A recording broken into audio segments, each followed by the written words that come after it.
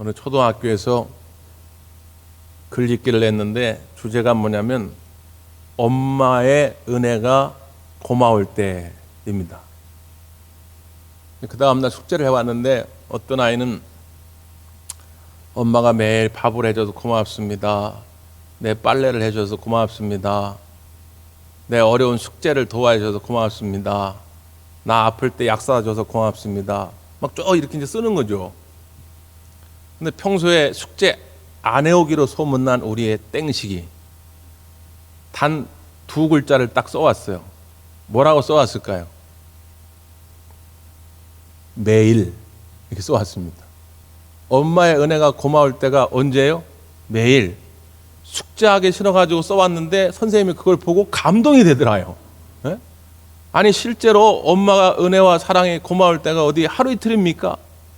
그러니까 이 아이는 그냥 아무 생각 없이 써왔는지 모르지만 선생님이 이게 감동이 되더라는 것이죠. 여러분, 하나님의 은혜, 하나님의 사랑이 언제 느껴지십니까? 네, 눈치나 하여튼 빠르시다니까 우리 대한교회 성도들. 매일 하나님의 은혜와 사랑이 넘치죠. 그런데 특별히 이번 추석 명절에 하나님의 풍성한 사랑이 있기를 간절히 바랍니다. 그래서 우리 옛 어르신들이 늘 하는 얘기잖아요. 더도 말고 덜도 말고 한가해만 같아라. 이때는 오곡 열매가 풍성해가지고 그냥 모두가 잘 먹고 잘 입고 잘 놀던 그런 절기 아닙니까? 물론 지금 코로나 때문에 참 우리가 많은 것이 어렵습니다. 정말 힘겹게 이 시기를 보내고 있는데 부디 이번 이 명절만큼은 모든 시름 내려놓으시고 여러분 가정에 주님이 주시는 기쁨만이 넘치시기를 간절히 바랍니다. 특별히 우리 그리스도인들이 이 추석을 맞이해서 좀 생각해 볼 것이 있다. 이 추석에 그리스도인들의 가정이라면 꼭 있어야 할 3가지가 필요하다. 이런 마음을 가지고 오늘의 말씀을 생각해 보고자 합니다.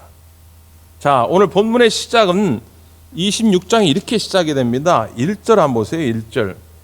내 하나님 여호와께서 내게 기업으로 주어 차지하게 하실 땅에 내가 들어가서 거기에 거주할 때에 내 하나님 여호와께서 내게 주신 땅에서 그 토지의 모든 소산의 만물을 거둔 후에 이렇게 되어 있습니다.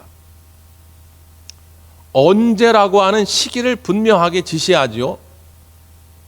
신명기의 말씀은 모세가 이스라엘 백성들에게 유언처럼 선포한 말씀입니다. 모세는 가나안 땅에 들어가지 못하잖아요. 근데 그 가나안 땅에 들어갈 것을 믿음의 눈으로 바라보면서 너희들이 가나안 땅에 들어가거든 이렇게 하라라고 하는 말씀이 이제 신명기의 말씀입니다. 근데 오늘 이 1절, 2절에서 강조하는 게 뭡니까? 그 가나안 땅에 들어가서 만물이라고 하는 건 첫 번째 열매를 말합니다. 첫 번째 열매를 거두어 드렸을 때 어떻게 하라고 권면합니까? 그것을 가져다가 광주리에 담고 내 하나님 여호와께서 그의 이름을 두시려고 택하신 것으로 그것을 가지고 가서 그 첫 열매를 광주리에 담아가지고 하나님이 지시하시는 곳, 곧 성전이죠. 그 성전으로 가지고 가서 3절입니다. 그때의 제사장에게 나아가 그에게 이르기를 내가 오늘 당신의 하나님 여호와께 아뢰나이다. 내가 여호와께서 우리에게 주시겠다고 우리 조상들에게 맹세하신 땅에 이르렀나이다 할 것이요. 이렇게 권면합니다. 지금 이 장면이 연상이 되시죠? 가나안 땅에 정착해서 농사를 짓고 첫 번째 열매를 거두었을 때 그 첫 열매를 가지고 하나님이 지시하신 성전에 가서 제사장을 만납니다. 그럼 그 제사장 앞에 그 첫 열매를 놓고 당신의 하나님, 그 제사장의 하나님께 우리가 아뢰입니다. 하나님께서 우리 민족에게, 우리 선조들에게 약속하신 그 땅에 우리를 인도하셔서 도착하게 하셨나이다. 이렇게 고백하라는 것입니다. 왜 이렇게 시켰겠어요? 지금 이 순간이 아주 중요한 결단의 시간이기 때문에 그렇습니다. 이스라엘 백성들이 광야 생활 40년 동안은 자기들이 땀 흘려 농사를 진 게 아닙니다. 농사를 질 수도 없어요. 여기 머무는데 구름 기둥이 옮기면 그냥 가야 됩니다. 불 기둥이 인도하면 가야 돼요. 그러니까 농사를 지려면 한 곳에 계속 머물러야 농사를 짓잖아요.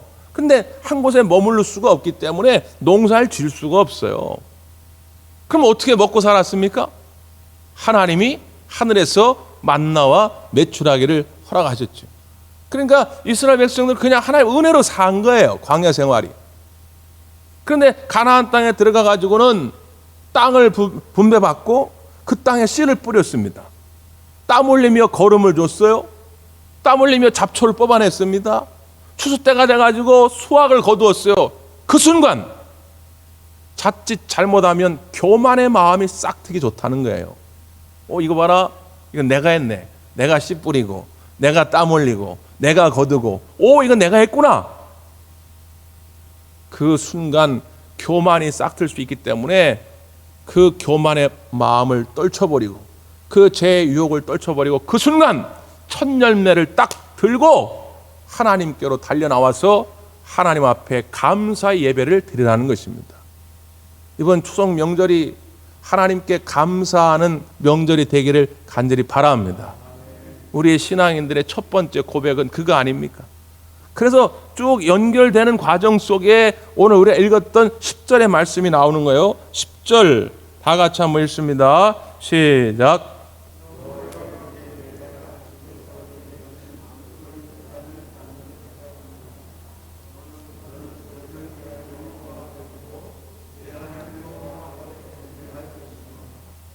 앞에 9절부터 연결해서 한 번 더 읽으면요. 이곳으로 인도하사 이 땅 곧 젖과 꿀이 흐르는 땅을 주셨나이다. 여호와여, 이제 내가 주께서 내게 주신 토지 소산의 만물을 가져왔나이다.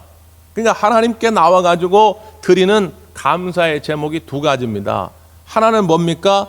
이곳으로 인도하신 하나님의 은혜입니다. 이스라엘 백성들은 원래 노예였잖아요. 애굽의 노예로 살고 있었는데 하나님께서 그 노예 생활을 청산시키시고 애굽에서 건져 주셨다고 하는 그 구원하신 은혜를 하나님께 감사하는 것입니다. 그리스도인들의 감사의 제목은 늘 첫 번째, 우리가 무슨 돈을 많이 벌어서도 아니고 건강해서도 아니고 우리 아이들이 뭐 출세해서도 아니고 늘 첫 번째 감사의 제목은 뭐냐? 하나님이 우리를 구원해 주셨다는 것입니다. 원래 우리는 돌아갈 본향이 없던 사람들입니다. 이 땅의 고향은 있지만요, 이 땅의 고향 말고는 영원한 본향이 없던 사람인데 그리스도의 십자가의 은혜로 말미암아 우리에게 돌아갈 저 영원한 본향이 생겨나는 것이죠. 그래서 이 땅의 나그네 삶이 외롭지 않은 것입니다. 허무하지 않은 것이죠. 돌아갈 영원한 본향이 없다면 얼마나 허무하겠습니까? 그런데 하나님이 그 돌아갈 본향을 만들어 놓으셨으니까 그것이 감사한 것이죠. 이게 첫 번째 감사의 내용이요. 두 번째는 뭐냐? 이 첫 열매를 거두게 하심으로 하나님께 감사하다는 것입니다. 하나님이 때를 따라 비를 내리시고 햇볕을 쬐게 하셔서 모든 자연의 이치를 동원시키셔가지고 이렇게 풍성한 결실을 거두게 하신 것이 하나님의 은혜입니다. 이거를 하나님께 감사라는 것이죠. 여러분, 내가 이렇게 일할 수 있는 지혜, 건강, 시간, 일터, 이 모든 것들이 다 하나님의 은혜인 줄 믿습니다. 이번 추석 명절은 하나님께 감사가 있는 명절이 되어야 한다. 더 나아가 하나님께서 우리의 삶을 풍성하게 하기 위해서 여러 동역자들을 붙여줍니다. 부모님을 우리에게 보내주셨고요, 형제들을 보내주셨고요, 자녀들을 보내주셨고요, 친척들을 보내주셨고요, 이웃들을 보내주셨습니다. 나의 삶을 위하여 더 부유하고 풍성케 하시려고 보내주신 그 모든 사람들에 대하여 여러분 감사의 마음이 회복되는 명절이 되어야 한다는 것입니다.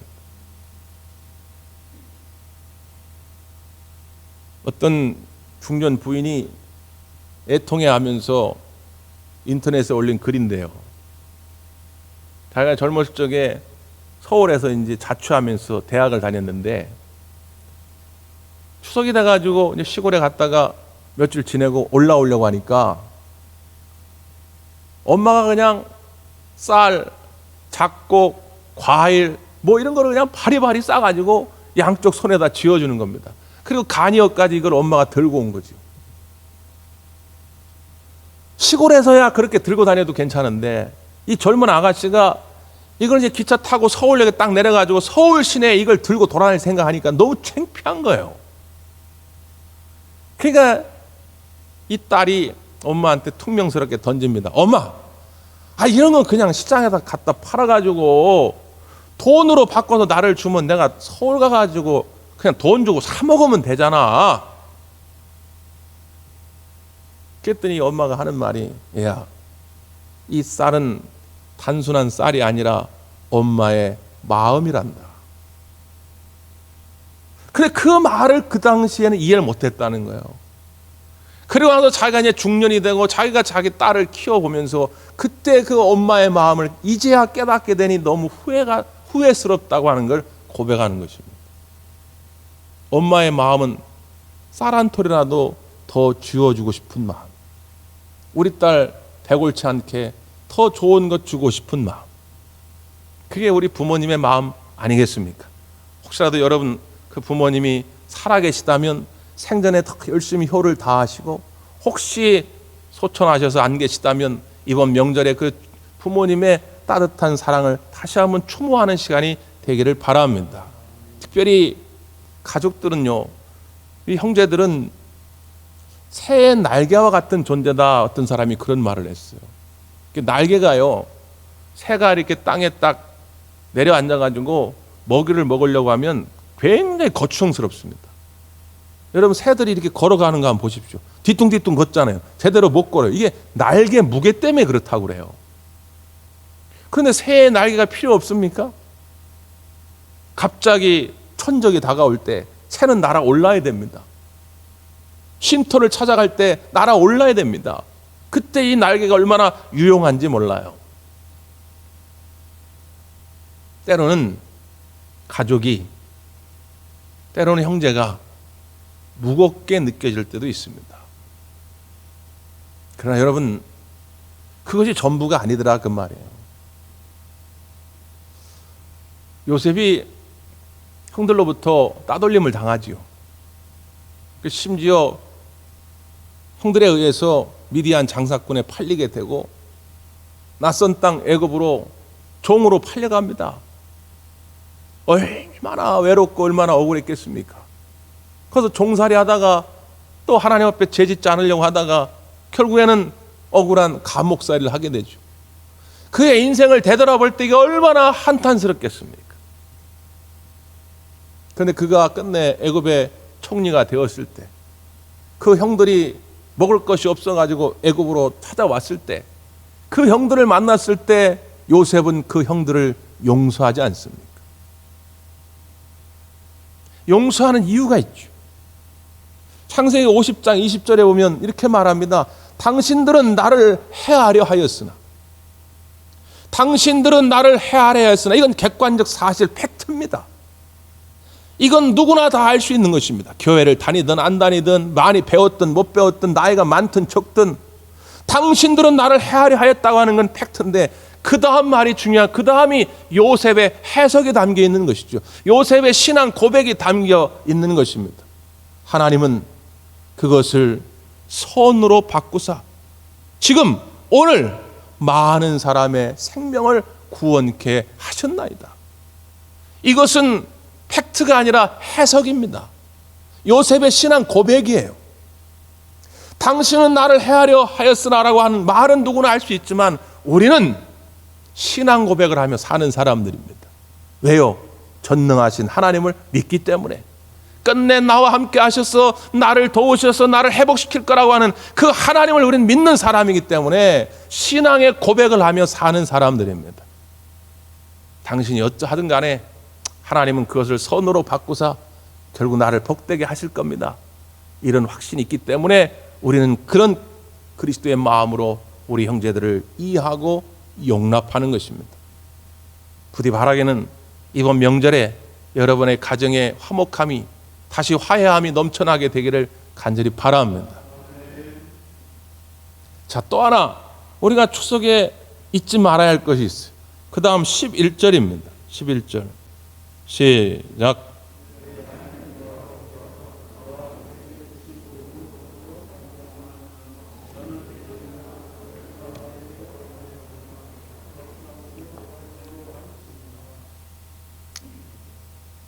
옛날에 추석 때가 되면 함께 하는 놀이들이 참 많았는데, 여러분 잘 아시는 강강술래 있죠, 강강술래. 또 줄다리기, 또 뭐 가마싸움, 그리고 소놀이라는 게 있었습니다. 소놀이. 두 사람이 이렇게 연결을 해서 이렇게 엎드려 가지고 뒷사람이 앞사람 궁뎅이에 이렇게 얼굴을 대고 연결을 해요. 그리고 그 위에다가 가마니를 덮습니다. 그러면 이제 앞사람은 나뭇가지를 이렇게 위에다 세워가지고 소의 뿌리처럼 만들고, 뒷사람은 볕단을 꽈가지고는 줄을 하나 만들어서 소꼬리처럼 만듭니다. 그리고는 이제 뒤에서 사물 놀이패가 막 따라가면서 막 꽹가리를 치고 노래를 부르죠. 그리고 앞에서 소를 이끄던 사람이 부잣집 대문 앞에 딱 가가지고, 여보시오, 지금 소가 배가 고프니 여물을 좀 주시오, 이렇게 말합니다. 그럼 보통 때 같으면 그냥 문 좀 박대했을지도 모르는데, 이 한가위를 앞두고는 그렇게 찾아오면 그 사람들을 극진하게 대접합니다. 왜 이런 놀이들이 만들어졌을까요? 추석 명절이 되었는데 모두가 다 좋은 음식을 배불리 먹는 것이 아니라, 수확을 많이 거두지 못하고 여전히 배가 고픈 가난한 사람들이 많이 있었기 때문에, 이 가난한 사람들을 배려해가지고 그런 소놀이, 무슨 거북이 놀이 하면서 찾아오면 그들을 내쫓지 않고 그들에게 음식을 극진하게 대접했던 것이죠. 그래서 이 한가위만큼은 가난한 사람들도 모두가 다 풍성하게 배부르게 먹게 했던 것입니다. 지금 우리가 읽었던 이 11절 말씀에도 똑같은 얘기입니다. 자, 이스라엘 백성들이 가나안 땅에 정착해서 첫 열매를 거두었습니다. 모두가 다 잔치 분위기입니다. 그런데 다 그랬던 것이 아니라 수확물을 하나도 거두지 못한 사람들이 있었다는 거죠. 첫째, 그게 누구예요? 레위 사람들입니다. 레위 지파는 성전을 전문적으로 봉사하던 사람들입니다. 지금으로 말하면 교역자들이에요. 그러니까 이스라엘 백성들이 가나안 땅에 도착했을 때 지파별로 땅을 분배받았는데, 레위 지파는 땅을 분배받지 못하죠. 농사를 짓지 못합니다. 그러니까 수확을 거둘 때도 아무것도 얻지 못하니까 그들을 챙기라는 거예요. 그리고 손님들, 객은 왔다 갔다 하는 사람들이니까 정착하지 않으니까 땅이 없죠. 그러니까 그들도 수확을 거두지 못하니까 그들도 챙기라는 것입니다. 그래서 이 첫 열매를 거두는 때가 어떤 한 사람도 소외됨이 없이 모두가 함께 즐겁고 기쁜 명절이 되도록 하라는 것입니다. 이번 추석 명절이 여러분 한 사람도 소외됨이 없이 모두에게 기쁨이 있기를 바랍니다. 인크루트라고 하는, 또 알바코리라고 하는 그 사이트에서 작년 추석 때 조사를 해보니까, 당신은 추석 명절이 끝나고 스트레스를 받았습니까? 라고 물으니까 10명 중에 9명이 스트레스를 받았다는 거예요. 왜? 어떻게, 무엇 때문에 스트레스를 받았습니까? 하니까 제일 크게 스트레스를 받은 사람들이 누구냐? 가사노동 때문에 주부들이 스트레스를 받은 겁니다. 기뻐야 할 명절이지만 주부들은 전혀 기쁘지가 않은 거예요. 네? 두 번째는 코로나 때문에, 이 비대면 만남 때문에 걱정과 부담감 때문에 스트레스를 받았다는 거예요. 이게 작년 2020년도 얘기니까, 이게 코로나 때문에 가야 되나 말아야 되나, 가서도 서로가 부담이 되는 거예요. 세 번째는, 이건 작년뿐 아니라 매년 탑5 안에 드는 스트레스입니다. 친인척들이 취업에 관하여 물을 때, 4위가 친인척들이 결혼에 관하여 물을 때, 그런 잔소리들이 넘쳐나는 명절이 되니까 이 젊은 사람들이 모이고 싶지가 않은 거예요. 그 스트레스 때문에. 사랑하는 성도 여러분, 우리 자녀들이 다 생각이 많아요. 다 꿈이 있습니다. 우리 형제들, 우리 친지들, 우리 모두가 다 꿈과 계획들이 있습니다. 그래서요, 화목한 가정의 특징이 있어요. 화목한 가정의 식구들이 자주 신는 신발이 있다고 그랬죠. 넌센스입니다. 화목한 가정의 가족들이 자주 신는 신발이 뭐라고요? 운동화나 장화가 아니라 군화라고요. 군화. 아, 그랬구나. 너는 언제 결혼하려고 그래? 너 언제 취업하려고 그래? 그런 소리 하지 마시고, 아, 그랬구나. 그런 계획이 있었구나. 아, 그래서 그런 말을 했구나. 남편이 아내를 좀 이해해주고, 아내가 남편을 좀 이해해주고, 부모가 자녀를 좀 이해해주고, 자녀도 부모의 마음을 이해해주고, 그랬구나 라고 할 수 있다면 여러분 가정에 화목함이 넘쳐날 줄 믿습니다.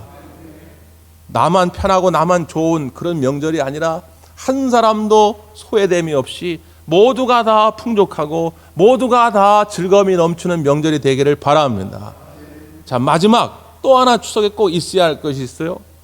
자, 이어지는 12절 말씀은 또 이렇게 됩니다. 단락이 바뀌죠. 앞에 1절부터 11절과 12절부터 15절까지는 다른 얘기입니다. 12절은 이렇게 돼요. 셋째 해 곧 11조를 드리는 해에 내 모든 소산의 11조 4개를 마친 후에 그것을 레위인과 객과 고아와 과부에게 주어 내 성읍 안에서 먹고 배부르게 하라. 이렇게 말하고 있습니다. 그러니까 이스라엘 백성들은 안식년을 기준으로 안식년 다음에 3년, 그리고 그 다음 3년, 그 6년째죠. 그리고 그 다음 해가 또 안식년이 되고 안식년이 지나고 또 3년, 6년, 이렇게 3년, 6년째가 되던 해는 소득의 11조를 예루살렘 중앙 성소로 가져오질 않습니다. 그러니까 평소에는 원래 11조는 예루살렘 성전이 있는 중앙 성소로 다 가져와요. 하나님께 드리죠. 그런데 3년째, 6년째가 될 때는 그걸 중앙 성소로 가져오지 아니하고 레위 지파 사람들에게, 그리고 객과 고아와 과부, 이렇게 소외되고 가난한 사람들에게 이 11조를 쓰게 되어 있습니다. 굳이 하는데 쓰게 되어 있는 것이죠.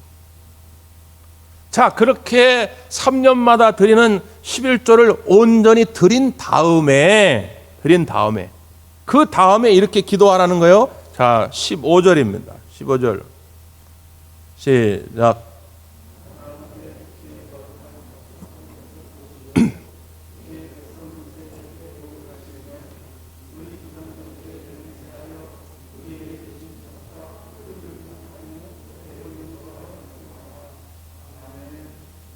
14절 끝부분부터 제가 연결해서 한 번 더 읽으면요. 내 하나님 여호와의 말씀을 청종하여 주께서 내게 명령하신 대로 다 행하였사오니. 그러니까 앞에 소득의 11조를 3년에 한 번씩은 레위 지파 사람들과 또 객과 고아와 과부들을 위해서 구제하라. 그렇게 다 한 다음에 하나님의 말씀대로 내가 순종하였사오니 원하건대 그러면서 15절이 이어지죠. 거룩한 처소 하늘에서 보시고 주의 백성 이스라엘에게 복을 주시며 우리 조상들에게 맹세하여 우리에게 주신 젖과 꿀이 흐르는 땅에 복을 내려소서 할지니라 말씀합니다. 11조의 의미는 하나님의 주권을 인정해 드리는 거 아닙니까? 하나님의 소유권. 이 물질이 내가 예를 들어서 100만 원 벌었는데 10만 원을 떼어서 하나님께 드린다는 건 10만 원만 드리는 게 아니라 이 100만 원 전부가 다 하나님의 소유임을 고백하는 것이거든요. 그러니까 하나님의 것이기 때문에 아깝지 않고 기쁜 마음으로 어려운 사람들을 위해서 구제도 하는 것이거든요. 자, 지나온 시간 동안 하나님의 은혜로 내가 이렇게 풍요로워질 수 있었습니다. 풍성한 열매를 거둘 수 있었습니다. 그래서 하나님께 이런 소득의 11조를 통하여 영광을 돌립니다 했거든. 다시 미래를 위해서 소망을 가지고 하나님께 복을 빌라는 거예요. 내가 과거의 은혜에 감사함이 이렇게 하였사오니 하나님 미래에 더 나은 복을 허락하여 주시옵소서. 가끔 그 궁금한 분들이 있다 그러는데 제가 이렇게 여러분 봉헌하면 받아가지고 높이 들고 잠깐 한 10초 정도 기도하잖아요. 뭐라고 기도하냐? 맨날 하나님 우리 성도들에게 더 나은 복을 부어 주시옵소서. 매일 이렇게 기도하거든요. 여러분은 못 들으시니까 모르지만 이 예물을 드릴 때는 지금까지 과거와 현재까지 부으신 은혜에 감사해서 드린 예물이지만 하나님 이 예물을 받으시고 미래에 더 나은 복을 허락하여 주시옵소서. 이렇게 기도하라는 거예요. 그러니까 이 추석 명절에 우리 꼭 있어야 할 것이 하나 있다면 미래의 소망을 가지고 서로를 축복하는 것입니다. 더 나은 삶이 될 것이다. 더 나은 복이 너에게 임할 것이다. 미국에서 이런 일이 있었대요. 아이들이 막 놀고 있는데 풍선 장수 아저씨가 와가지고는 풍선을 막 날립니다. 아이들의 시선을 끌기 위해서. 하얀 풍선, 노란 풍선, 빨간 풍선 막 날리는데 백인 아이들이 그렇게 막 뛰어노는 것을 쳐다보고 있던 한 흑인 아이가 소심하게 나와가지고는 그 주인 아저씨한테 이렇게 물어보는 거예요. 아저씨, 저기 있는 까만 풍선도 날아오를 수 있나요? 까만 풍선도 날아오를 수 있을까요? 없을까요? 있지요. 그러니까 이 풍선 장수 아저씨가 아유 당연하지. 풍선이 높이 날아오르는 것은 색깔 때문에 날아오르는 것이 아니단다. 그러니까 이 아이가 또 묻죠. 그럼 왜 날아오를 수 있죠? 그것은 풍선 속에 무엇이 들어있냐, 그것 때문에 날아오르는 것이다. 그러니까 이 아이가 다시 묻습니다. 그러면 저 까만 풍선은 어떻게 날아오를 수 있나요? 그때 이 풍선 장수 아저씨가 눈치를 챈 거예요. 그래서 이 아이한테 이렇게 말을 해줍니다. 저 까만 풍선 안에 너의 꿈을 넣으면 저 풍선은 높이 날아오를 것이다. 이 아이는 평생 그 말을 잊을 수가 없죠. 여러분, 우리의 껍데기가 중요한 게 아닙니다. 껍데기 때문에 우리의 인생이 날아오르는 인생이 되는 것이 아니라 그 말이에요. 우리 속에 무엇이 들어있냐에 따라서 우리가 날아오르는 인생이 되는 것이죠. 여러분의 자녀들 가운데 예수 그리스도가 임재할 때, 여러분 가정 가운데 하나님의 능력과 권세가 임할 때에 여러분의 자녀들이, 여러분의 가족들이 날아오르는 인생이 될 줄 믿습니다.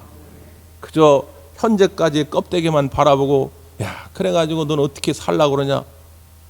여러분 그건 우리의 그냥 인간적인 관점이에요. 창세기 49장에 보면 야곱이 자녀들을 축복하지요. 그때 요셉을 축복하는 장면이 나옵니다. 우리가 잘 아는 것처럼 요셉을 뭐라고 축복합니까? 너는 무성한 가지가 될 것이다. 그것도 그냥 무성한 가지가 아니라 샘 곁에 무성한 가지가 될 것이다. 그래서 담을 넘을 것이다. 샘 곁에 무성한 가지라는 건 뭡니까? 우리나라 사람들은 쉽게 와닿지 않지만 팔레스타인 땅, 물이 별로 없는 사람들은 샘 곁에 뭐 이렇게 들어가는 게 큰 축복의 내용입니다. 물이 부족하기 때문에. 근데 이 나뭇가지는 그냥 나뭇가지가 아니라 샘 곁에 있어가지고 늘 마르질 않는 거예요. 매일매일 쑥쑥쑥쑥 자랍니다. 그래가지고 울타리를 뛰어넘는 거예요. 처음에는 가정을 살리고, 그 다음 가문을 살리고, 그 다음 민족을 살리고, 그 다음 세계 열방을 살리는 축복의 근원이 될 것이다. 이걸 요셉에게 야곱이 축복하는 것입니다. 그럼 그게 어떻게 가능하냐 그 말이에요. 요셉이 잘생겼기 때문에? 요셉이 똑똑하기 때문에? 아니요. 요셉의 껍데기 때문에 그렇게 되는 것이 아니다. 야곱은 이렇게 그 축복의 근원이 어디서부터 오는지를 설명합니다. 창세기 49장 25절인데 내 아버지의 하나님께로 말미암나니 그가 너를 도우실 것이요 전능자로 말미암나니 그가 내게 복을 주실 것이라. 누구 때문에 가능하다고요? 하나님 때문에.